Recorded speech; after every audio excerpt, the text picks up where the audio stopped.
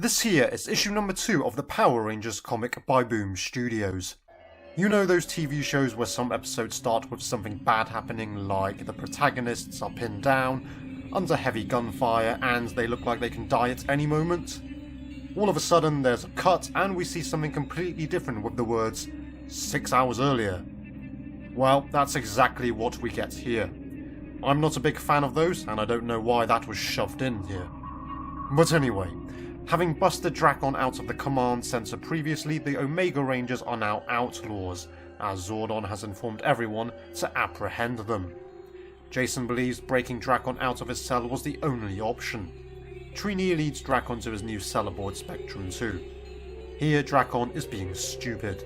The reason being is because he tries to get Trini to betray her friends. However, Trini doesn't fall for such an idiotic strategy, as she reminds him that Drakon tried to kill her and her friends. It's not something she will forget. So, Drakon isn't going anywhere. This is where the story starts to pick up a notch and lead us back to the events in the first 2 pages. While Zack is playing ball, the lights go out aboard Spectrum 2. Zack asks C if everything is okay. The ship's energy is draining and the Spectrum 2 is adrift. C thinks that Drakon led them into a trap, but Jason tells him that Drakon isn't suicidal. He wouldn't have lured them all there just for himself to be killed as well. Trini comes up with the idea to use the auxiliary backups to jump-start the engines, so each of the Omega Rangers need to go on a separate deck of the ship to carry out the modifications. As Zack works on his deck, he hears something. He asks Trini if she's working in his section, but she says she isn't. She notices there's corrosive scarring on the main conduit lines, and that's when she sees the thing responsible. It says it's come to feast. Trini informs C to seal off the entire level she's on. Although Trini can clearly see something standing in front of her, sees that the internal scanners aren't detecting anything.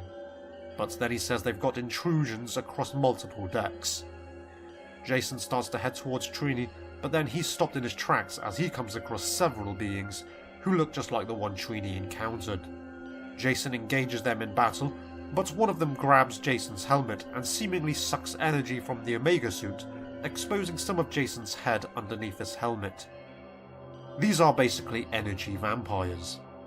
C says the creatures are in a state of quantum flux and their numbers keep changing, so that explains why Trini saw one and Jason saw many. Jason escapes his corridor as C locks it down. Zack's tactic was a bit different to Jason and Trini's. He's been in hiding, but as he communicates with C, the space vampires try to grab him. With his cover blown, Zack engages the vampires in battle. He tries to use his weapon against them, but the weapon passes right through them. Then, a vampire grabs him and drains some of his energy too. He was only saved by the resident beast on Spectrum 2 as he tore the vampires away. Trini says the more she fights, the more vampires spring up. She determines they're multi-phasic and comes up with what she says is a stupid idea. She takes her weapon, throws it at the vampires so it passes right through them, and the weapon creates a hull breach on impact with the side of Spectrum 2. The main shuttle bay depressurizes, and Trini and the vampires are sucked out into space. With the vampires outside, Trini tries to make her way back aboard Spectrum 2. With the Omega Rangers and C busy, it leaves Drakon vulnerable to attack. The vampires approach him and they can pass right through the force field to Drakon's cell. The vampires are known as the Horrid. One of them grabs Drakon's face and begins to feed off Drakon's will. Interestingly, it says Drakon's spirit tastes of sorrow, but his will is delicious.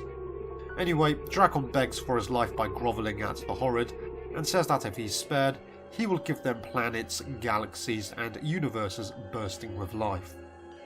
With that arrangement in place, the Horrid drags Drakon away, as he becomes their new servant and the Spectrum 2 becomes the Horrid's ship. This was a really good introduction to yet another new villain. The Horrid are formidable, and have Drakon scared and overpowered like the Imperial did. As this was mostly an action-packed issue, I don't really have much to say. The introduction was good, except for the first 2 pages which seemed kind of pointless.